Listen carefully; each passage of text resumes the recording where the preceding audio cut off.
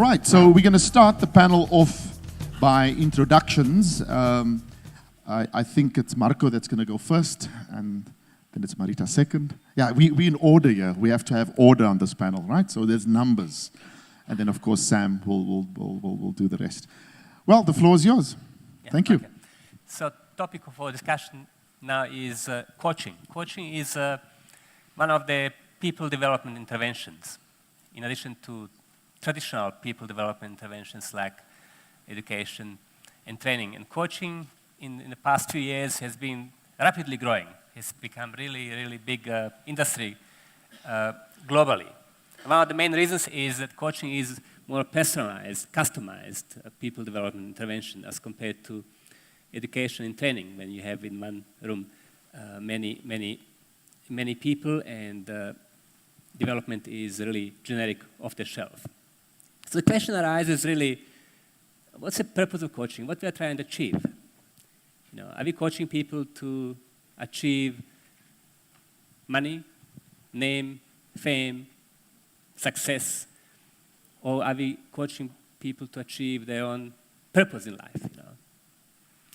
So I believe, you know, if you want to get jobs, if you want to make our employees, you know, to perform greatly, you know, employees need IQ. You know, to get job, we need IQ. We need rational intelligence.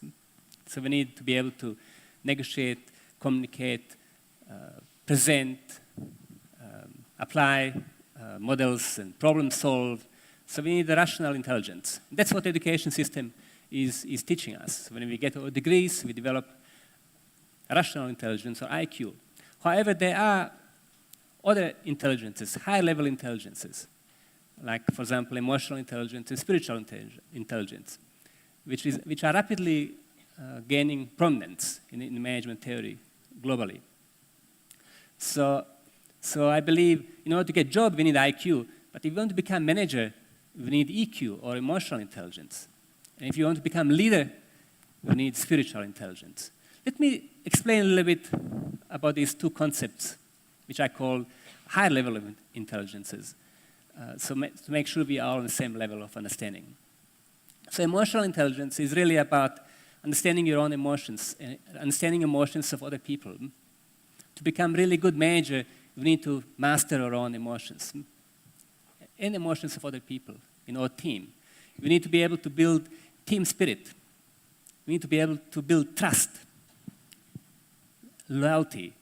Without building trust, we cannot have a high-performing teams. And without high-performing teams, we can never become successful, because we become successful as managers and leaders through other people.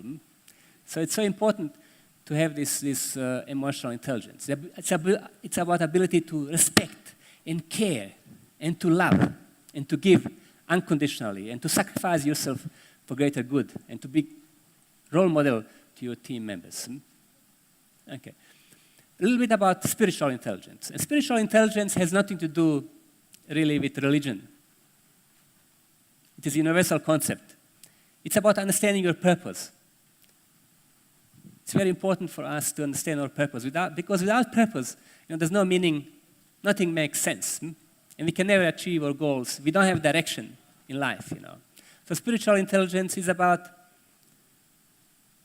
ethics, understanding your true north, understanding that power to achieve your dreams and your goals is within you. So spiritual intelligence it's about authenticity, being who you are. Because when you are who you are, you'll be your best. It's not about copying someone else's behavior. We cannot copy success, I believe. You know. So it's about understanding that we are very special. There are 7 billion people in the world, and it's one of us each. There's no copy to any of us. It means we are very special. It means we came to this planet Earth for a special purpose. We came to do great things, I believe. We came to make the world a better place, to resolve some of the problems that we human beings have created. And indeed, a lot of problems we have created as human beings. A lot of poverty, unhappiness, and wars, and diseases, and terrorism, all created by us human beings. So that's spiritual intelligence, really, understanding that we came to this world for greater purpose. We are not here just to eat and sleep and procreate and die, not remembered. We are here to make a difference, to leave a legacy, to be remembered. Okay, to work for greater cause, for the greater cause, and for greater good, Only when we do that, then we get happiness, and we get sense of meaning and direction and success. So that's a little bit about spiritual intelligence. So coaching really, I believe, should help us to tap into that power of emotional and spiritual intelligence. That's where power is. I believe that we all have our own inner power. Everything we need to succeed in our lives is within us. It's not outside. Most of people think to become successful, we need external things. We need to have a degree from Harvard or Oxford, or Gibbs or Henley or Wits. I say you don't need actually. Degree from Regenesys actually is great. So or we need to have friends in the banks, or we need to do some corrupt tender deal, or we need to win lottery. I say, well, you don't need any of those things, Everything we need to succeed is within us. Power is within us. It's very important for us to understand that power is within us. Everything we need to succeed, to achieve our dreams, is within us, So coaching should really drive people in that direction, to access that inner power, to access that spiritual intelligence and emotional intelligence. I believe these two intelligences are a high level of intelligence. So that's why I believe coaching should be purpose-driven. And good coaches actually should drive themselves out of business, Coaches shouldn't be dragging their coaching forever, and create dependency on people, to make money. Good coaching should drive people to understand their own power so they can resolve their own problems and break their own self-limiting beliefs and their own fears. Enemy is within us. It's our own fears and self-limiting beliefs. Our thoughts, we are not beautiful enough, we're not intelligent enough, we cannot do this, we cannot do that, So we need to break these fears, push our own boundaries, confront those fears, through action, and conquer them. And then we can achieve our dreams. We can unblock those blockages, Yeah. Okay, so that's a little bit about as part of introduction. So my whole argument is that coaching should be purpose-driven, and coaching should drive people to understand their inner power, and then problems, blockages will be unblocked, and people will be able to achieve their goals and dreams and aspirations. Yeah. Okay. Thank you, Marco. And just to add on that, you look really good in your blue suit. Thank you. Must I stand up? And so do I. Thank you. You look spiritually handsome. Thank you. Marita, it's your turn. No. Sit down now, Marco. You've had your turn. Must have elections of IPM, Mr. and Miss IPM. We can do that at the gala event tonight. Dr. Jerry, just take note of that. Special prize. Because I've got a big suit to wear tonight. You're not gonna win me. I can tell you that. Marita, would you like to take the floor? Thank you so much, and thank you for Marco for setting the bar quite high for any coaches out there to achieve that.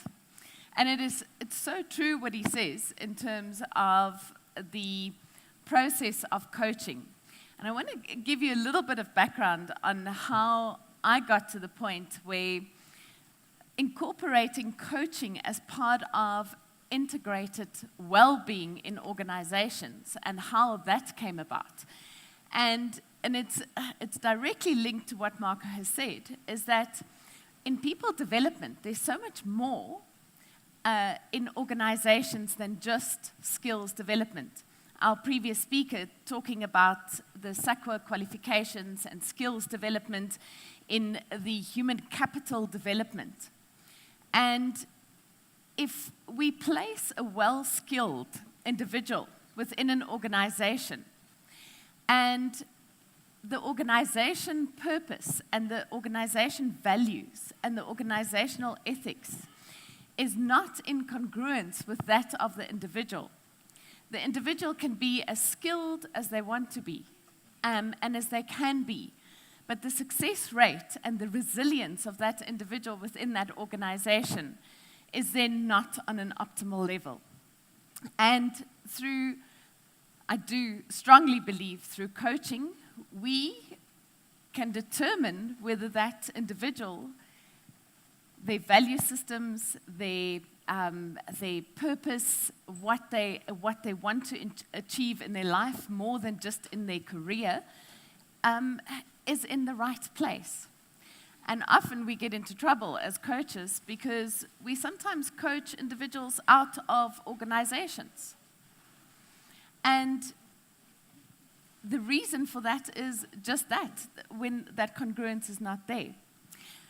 So back to well-being and resilience. You might have seen on my profile, I'm from Life Healthcare, and we're part of a hospital group. And the division where I function in is within Employee Health Solutions. And we have made the link between individuals being resilient. Successful organizations are equated as resilient organizations, especially in the VUCA world that we are in. So the organizations that are surviving, the organizations that are thriving, are the organizations that are resilient. And the organizations that are resilient have resilient employees. From a health perspective, as well as from a purpose-driven perspective, from an emotional intelligence perspective. The leaders we have to do, that we encounter in our practices, in our organizational resilience and wellness programs are leaders that have emotional intelligence, leaders that are purpose-driven. So coaching as a tool to create resilience, to create healthy, well employees, that is the solution going forward. Well, okay, so we've got purpose-driven spiritual coaching, which I absolutely agree with. And then there's the wellness thing. And just by the way, you do look well. I went for my run this morning. I was talking about you? You were talking about me. Wellness, that's interesting. So Sam, the floor is yours.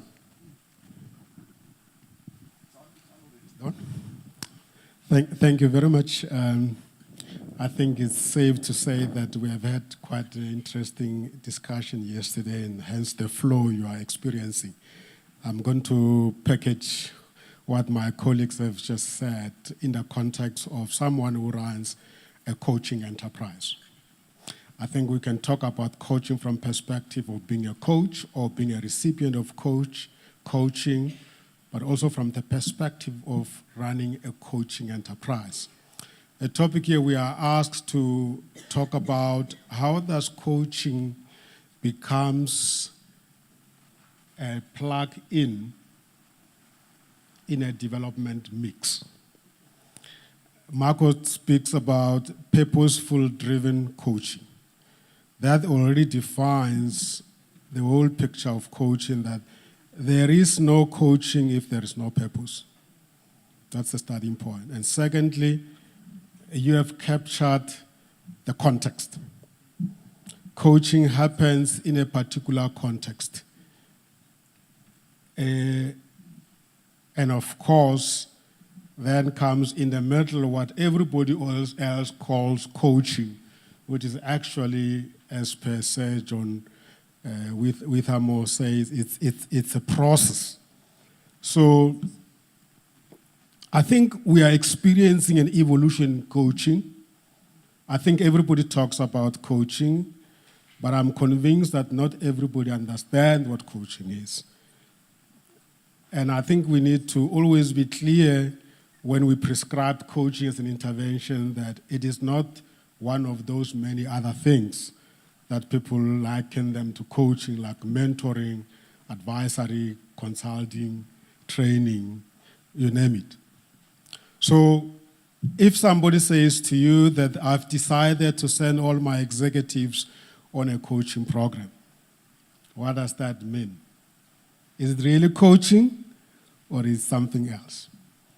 Now, I've been involved in coaching in the past, maybe since 2010. I've never seen a rush for coaching as a solution for problems like it is now. And we talk about the theory of coaching, and then we talk about applied coaching. And I think what we have had here is really applied coaching. It applies in a particular context. And coaching It's really about the particular person that you put forward to be coached. And you speak about, yes, you will be able sometimes to coach somebody out of a job. My particular focus is coaching as it applies in a work environment, especially executive coaching, where actually you talk about three parties. You are fortunate if you have a coach, a person coming to you and say, I have a budget given to me by my company, I want you to coach me. Then it's two people. What do you do in a case where there is a third person, in this case a company and a sponsor who says, I want my person to undergo coaching, and this is what I think are the issues I want you to coach the person around. And then you arrive in the first session, you realize that actually that was given to you as a rationale for coaching. It's not what actually you are dealing with as you engage with a client. Let me conclude also by saying that irrespective of whether a person is sent to a coaching by a company or by themselves, at the end of the day, the client is the person that is sitting in front of you and is engaging in a coaching program. And the agenda is not yours. The agenda is not the company's agenda, it's the agenda of the client. And that's what happens at that particular moment, what we call a perspective. This person comes into a session as they are. They are not sick, they are not disabled, they are not somehow having something that happened in the past you want to fix. They are progressively wanting to help you to take them from the current state of being and become a thinking partner through the coaching sessions or processes, month in, month out, to arrive at ideal future state of being, which you may need to help them to define it. So it's not as easy as we think that you can just sign the person on a coaching because you have a particular bottom line objectives to achieve, and it's going to resolve it. It can change tremendously.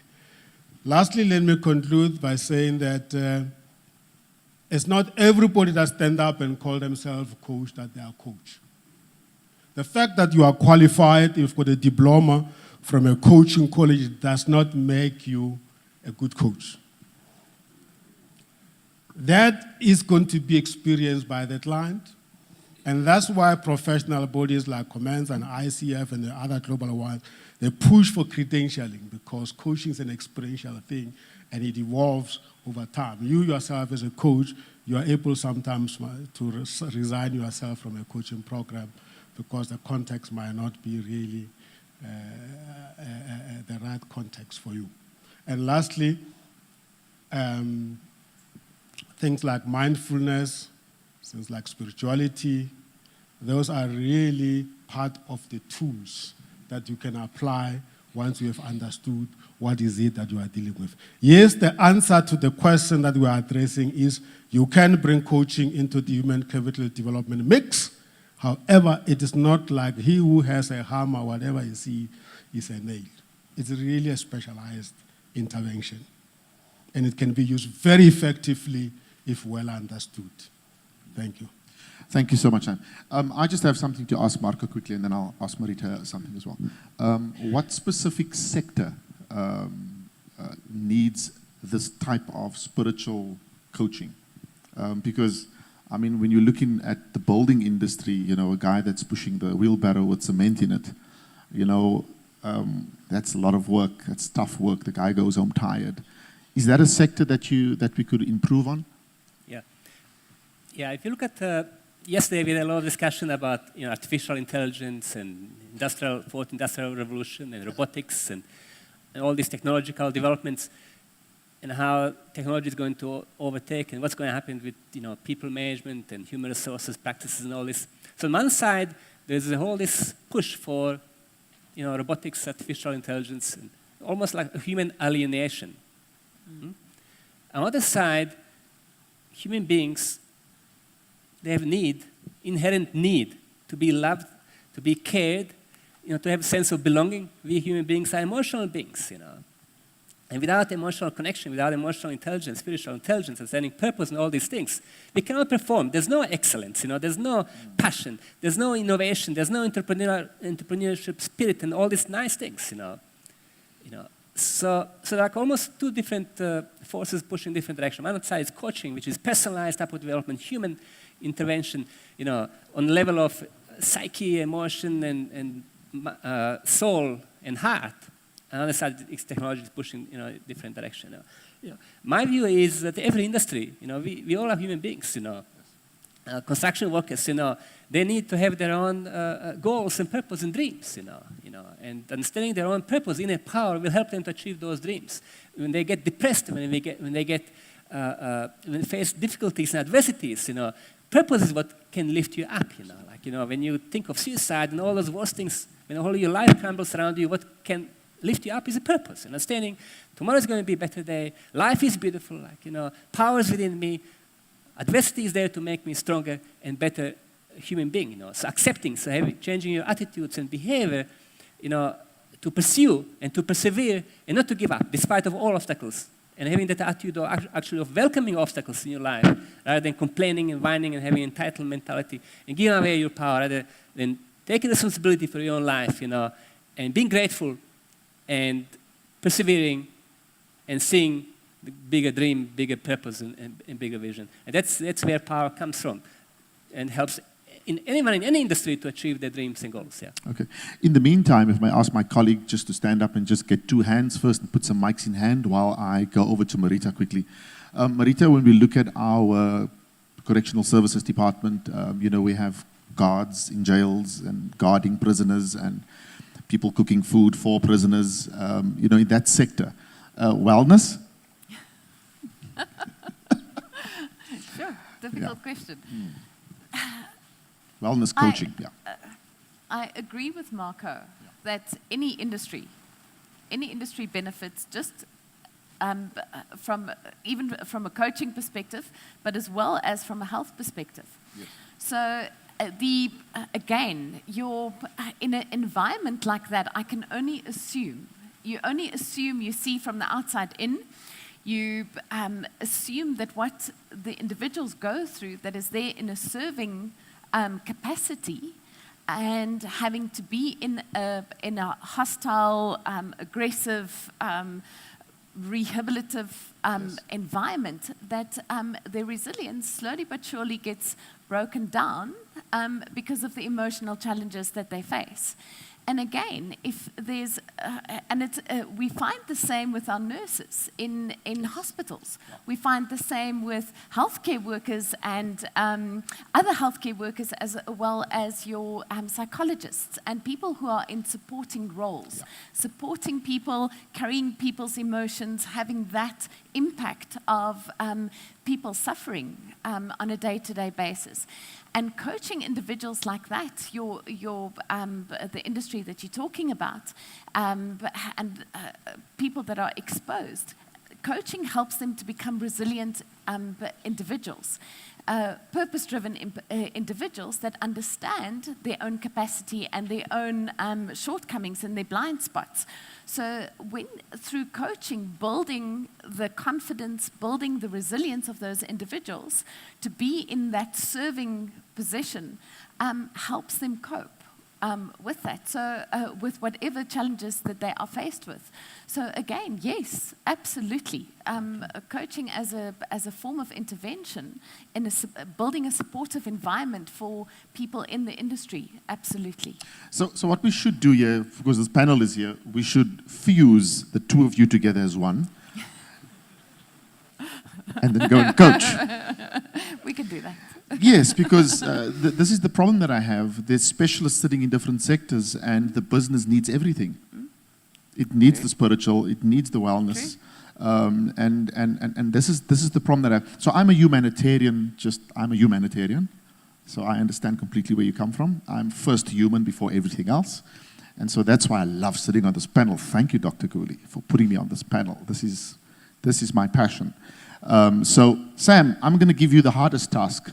I'm going to let the questions come to perhaps you to answer, if there is one, and if not, then I'll ask you one quickly. Dr. Gooley, would you like to stand up when you ask the question? Because our cameraman was complaining that they don't get you as much on the camera as they want to. Okay, thank you. I have two questions. Clearly, the issues of stress and depression caused by the workplace. I mean, all the research, all the presentations that you hear, stress is going to increase, as I think I said the other day.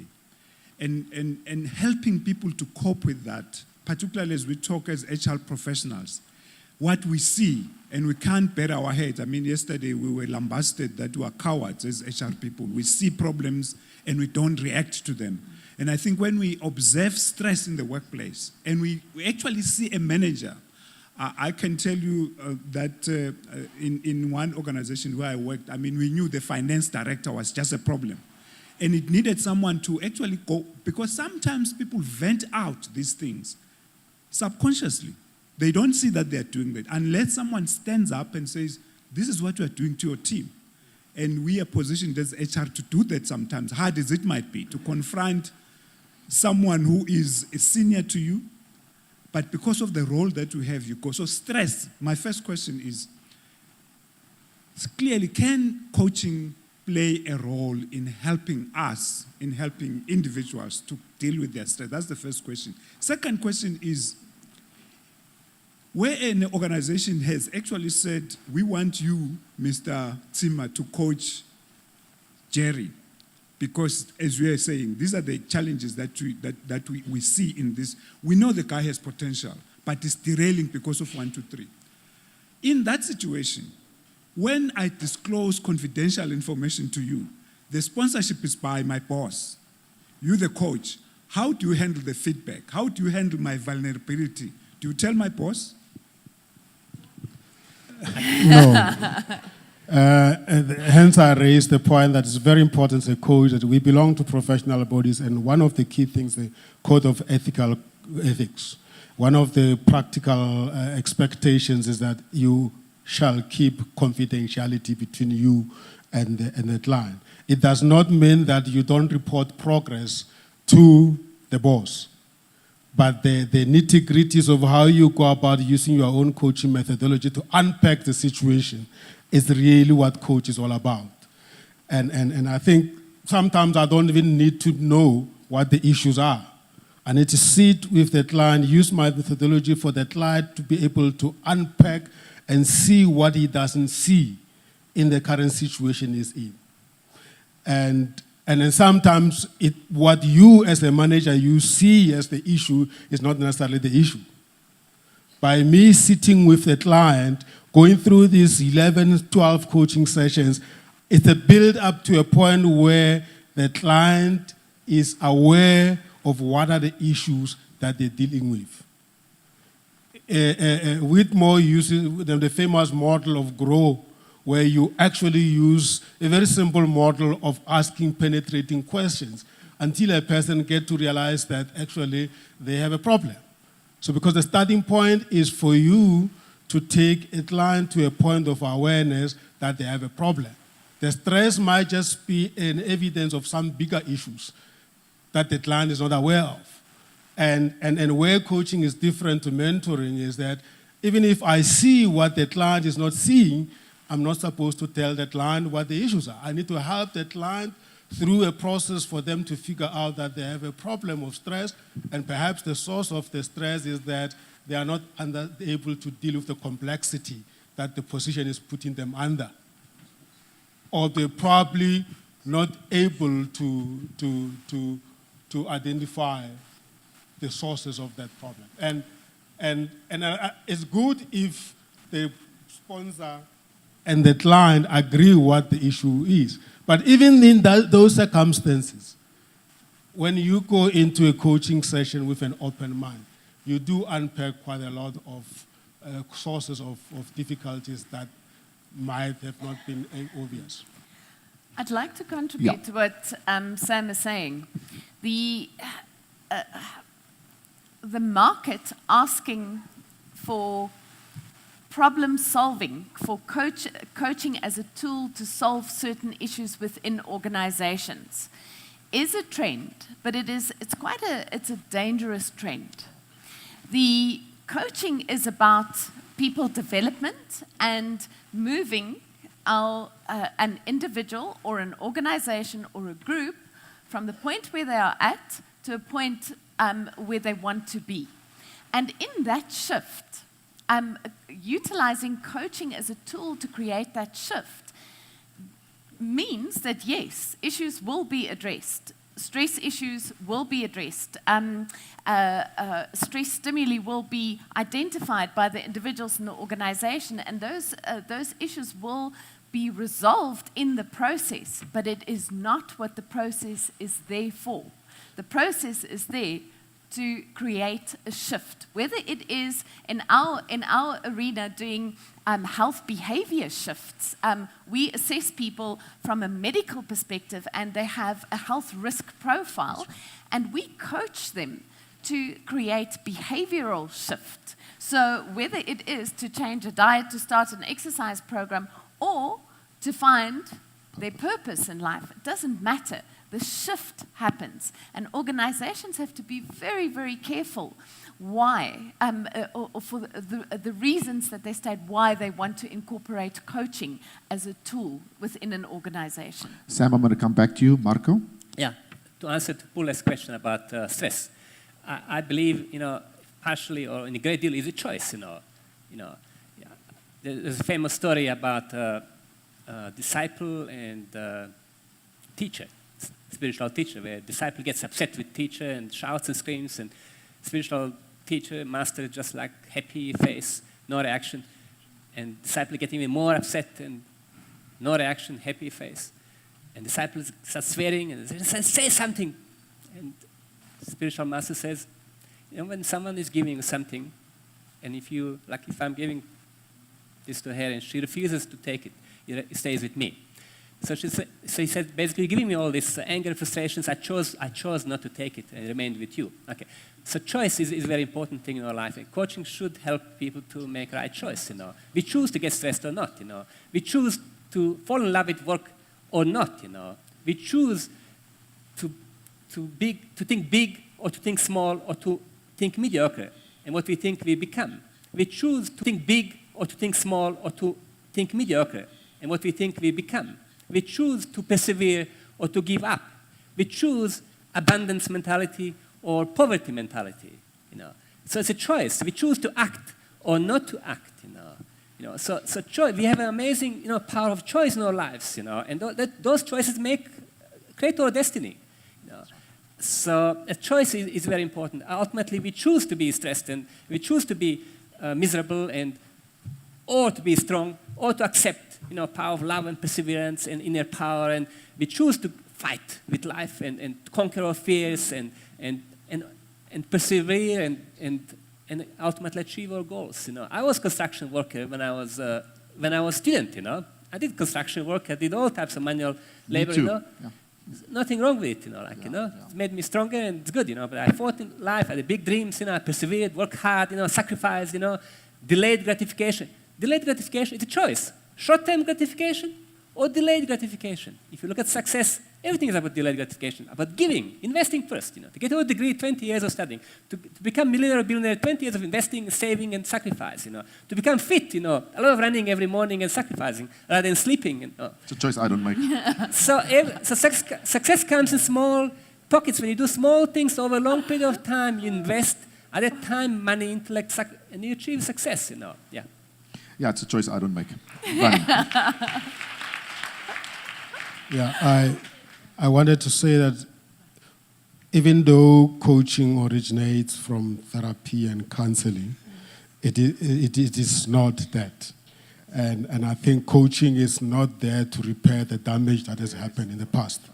Coaching is it's forward-looking, it's proactive. That's why many companies that use coaching, they normally use it for high-performance individuals, that you earmark them for future challenges, and you give them a coach to help them to progress there.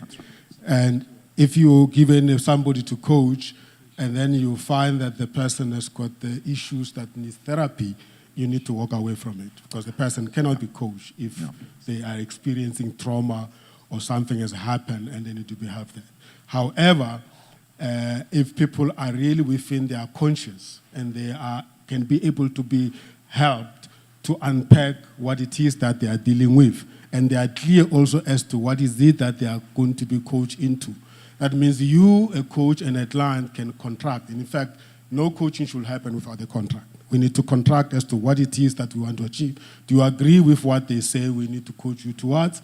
And what is the commitment you are giving to the process to happen?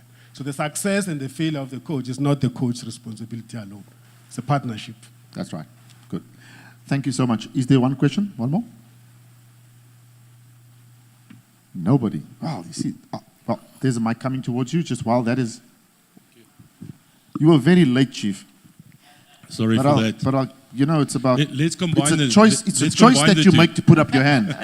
You either keep your hand down or you put your hand up. It's a choice, huh? So whoever that was, let's follow the rules and combine the thing and get two questions going. That's what, yeah, it's like singing first voice and second voice. It's nice melody. Mine is rather within the challenge of managing intergenerational realities in a volatile workplace and the realities of dealing with different people's perspective of what spirituality is, their mission and vision when they are young and tigerish, versus people on the other side of the spectrum who most probably is going to be the seniors in the organization with different places and faces and goals in their lives.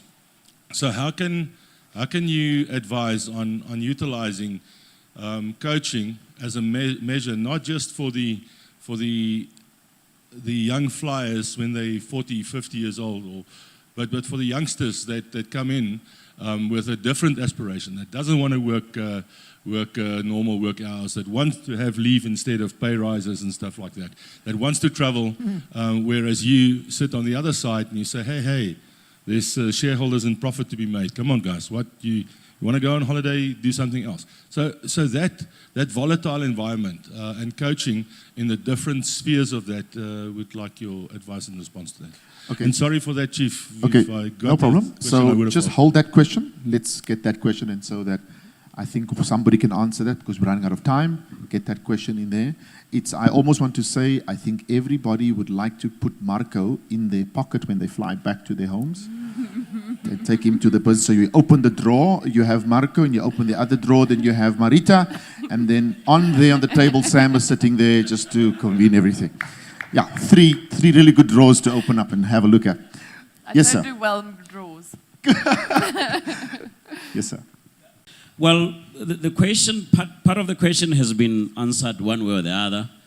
But I just wanted to find out in situations where you are able to identify that indeed this person, in one way or the other, requires some kind of coaching. But then, for whatever reason, I know the doctor has said one has a choice. But nonetheless, you are seeing that this person probably had a potential, but probably is not interested. You try to pursue and see how best you can assist, but that interest is not coming up. I mean, how do you deal with such situations? Thank you. Thank you. So the first question, Marco, can you deal with that? And let's keep it short and powerful. The second one, it's between the two of you to give your remarks on that one. Yeah, so question about intergenerational gaps and satisfying needs of different stakeholders in organizations. So I believe that every human being has the same primary propensity. It doesn't matter if they're old or young or middle age, which is about happiness. Ultimately, we want to be happy. We want to be free. We want to achieve our own dreams and goals, So we need to play on talents, So we need to identify those talents. Young people have different talents. Different people have different talents. So art of management is really utilizing those talents, to channel it towards achieving relational goals, So it is about love, I believe. See, if people fall in love in what they do, it doesn't matter what generation they are. If they fall in love with their purpose, they're able to transcend all difficulties, challenges, money, food, sleeping, eating, ego, fame, all of those things, And when you fall in love with work you do, basically, then you operate in different level of energy. Everything becomes possible. You transcend difficulties and hardships, and you move fast and achieve things fast. Life becomes magical and beautiful, So I think through coaching, if you can inspire people to choose, to fall in love with the work they do. Then it becomes their last working day. Then they will work hard. They will, shine like a sun type of thing, and they'll burn by like a sun. They will take risks. They will be authentic. They will be innovative, creative, and all those things will happen. So I think secret is really about love. Fall in love with the work you do. And then love is the only thing worth living and dying for. It's life. I believe is really. It's a master. It's purpose of our life is really to master the mystery of love. Learning to love ourselves first, and then other people. And accepting also other people, and spreading that. Helping people to achieve their own dreams and goals. Yeah. Just a short contribution in terms of that as well, making what you're saying quite practical in the work environment, is that we've seen great success with skilling our current managers that are managing the younger generation, the millennials, skilling those managers in skilling them up in a coaching language. So not qualifying them as coaches, but teaching them a coaching conversation, how to have a coaching conversation instead of a managing conversation, a KPI conversation, or having that conversation, but in the context of coaching and using a different type of language. And your millennials, your younger generation with different ideas, different motivations, different ways of thinking, start responding much more positive to that coaching conversation instead of the managing conversation. So from a practical perspective is helping them understand their happiness and finding their purpose right there and then through a manager instead of having, or not instead of, but maybe also parallel with having a coaching relationship, but having managers that understand the coaching concepts and methodologies. Both two questions have been asked in a problem statement. Typical type of questions that are asked by managers when they engage as coaches. Remember, as coaches, we are not supposed to judge.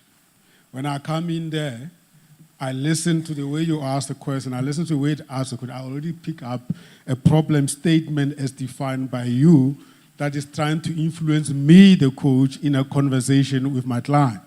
I'm going to listen to you, but I'm going to do nothing about it because you are not my client. Until I sit with a client, I start asking penetrating questions. Do you know that the company has got some ideas about your future?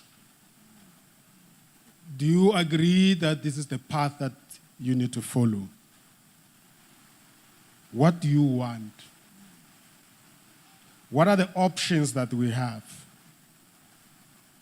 And then from there, we paint the scenario. I talked about the ideal future state. It's not only one-sided. Once we have agreed on the ideal future state, we have won the battle. Because if you say this young man is not going where I want them to go, probably you haven't agreed with them on the ideal state. They don't really know what it is you want to take them. If they know, then the question is perhaps the how. And that's where the coaching comes in. We are not supposed to judge as coaches, and sometimes we are hated by the clients because we will be seeing the answer and the problem, but we'll go around it because our job is not to go for quick fix. Our job is to take this person to a point where by themselves, they do realize that they have a responsibility to work towards that. The question of generational gap is a judgmental question. And many, many managers are frustrated by it because they are refusing to engage with the dynamism and the context. But when you sit down and you go through the process, it's not an event. And that's why you can't coach people 2 sessions and then you think you are done. Sometimes it takes 12 sessions to break through. So it depends on the situation. Okay, so closing statements. Very short and sweet. Marita, I will start with you. I think the value lies not within the purpose of why coaching is initiated within a company, but it's much more how it contributes to the bigger picture in terms of people development. Thank you, and then we'll leave Marco for last. I would close by a quote from John Whitmore. Coaching is much bigger than coaching. It is a way of being that the whole world needs to get to, where the core theme is compassion for all people and caring for all nature and for our only home. Thank you, Sam. That's deep stuff. Marco. Yeah, so purpose-driven coaching, again, emotional and spiritual intelligence. That's where power lies. I believe spirit, controls matter, and that's where inner power and everything we should focus, we should develop in ourselves, we should tap in. That's where solutions are, and we should work on awakening our own inner potential and potential of people we coach and manage, and yeah, dream big and think big and take risks. Life is beautiful. We have these amazing opportunities. There's a world of abundance of opportunities out there. We need to change our own self-limiting beliefs, our own fears. And we all can achieve, greatness, and we can change the world. It's our responsibility, I believe. Because we all are blessed to be here. To be healthy. Millions of people out there in the world, and wheelchairs, in war zones. So we have responsibility really to do something good for the world, It's our responsibility. We must take that responsibility, And only when we do something good for other people do we get happiness. We get happiness from sharing, not from taking.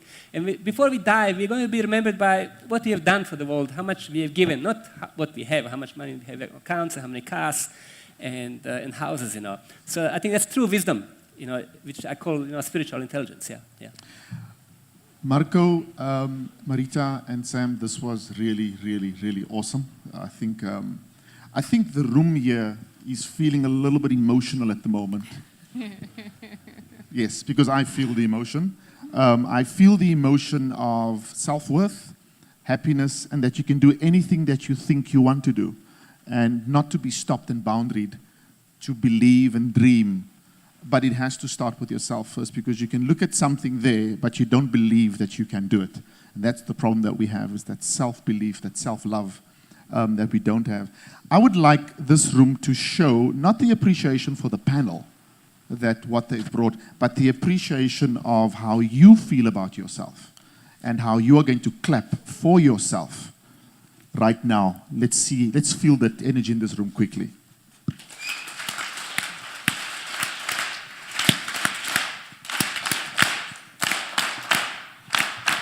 Keep clapping. Thank you very much.